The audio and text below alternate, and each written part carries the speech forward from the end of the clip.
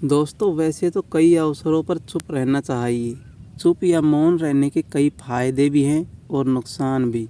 कुछ ऐसे अवसर होते हैं जहाँ पर हमें बोलना ज़रूरी होता है और कुछ ऐसे मौके होते हैं जहाँ पर चुप रहने में ही समझदारी है। क्या आप जानते हैं कि ऐसे कौन से अवसर हैं? हाँ, कई ऐसे अवसरों में 5 ऐसे मौके हैं जबकि चुप रहने में ही समझदारी है। वैसे तो कई अवसरों पर हम चुप ही रहने में हमारी भलाई होती है।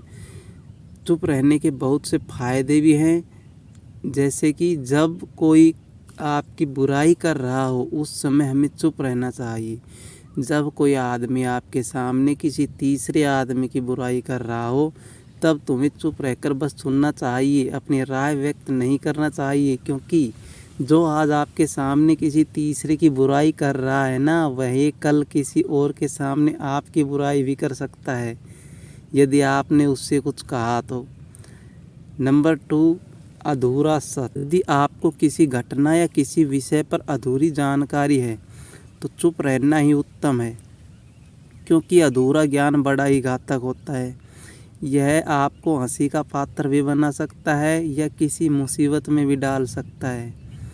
नंबर 3, जब कोई आपकी भावना को नहीं समझे तब भी हमें चुप रहना चाहिए। यदि आपको लग रहा है कि कोई व्यक्ति आपकी भावना, दुख या परेशानी को शब्दों में नहीं समझ पा रहा है या वह आपको ध्यान से सुन नहीं पा रहा है, तो ऐसे व्यक्ति के सामने चुप रहना ही ठीक है, क्योंकि ऐसे लोगों को आपकी भावना, दुख से कोई मतलब नहीं होता। ऐसे लोगों को अपना राज बताकर आप पछताएंगे ही, इसके अलावा आपको और कोई फ़ायदा नहीं होगा। नंबर 4, जब कोई इंसान अपना दुख व्यक्त करे। यदि कोई इंसान अपने दुख या परेशानी को आपको बता रहा है तो इसका मतलब यह है कि आपको अपना समझ रहा है। ऐसे में तुरंत ही उसे समाधान बताने के बजाय आप चुप रहकर उस दुख का समस्या को आराम से सुनें। उसके दुख या समस्या को किसी और को ना बताएं।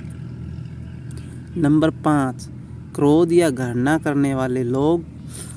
जब कोई अपना या कोई सगा संबंधी आप पर क्रोध कर रहा हो, आपका अपमान कर रहा हो या घृणास्पद शब्द कह रहा हो तो आपको उस वक्त चुप रहना चाहिए, ताकि सामने वाले का गुब्बार पूरी तरह से निकल जाए। आप यदि सही हैं तो उससे कतई माफ़ी न मांगें और चुप रहकर सही समय का इंतज़ार करें। वह खुद ही आपसे माफ़ी मांग लेगा या उसे अपनी गलती का एहसास हो जाएगा। तो दोस्तों, ये थे कुछ चुप रहने के फ़ायदे।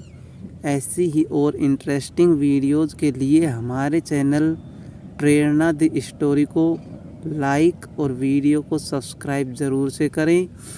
मिलते हैं अगले वीडियो में, तब तक के लिए धन्यवाद।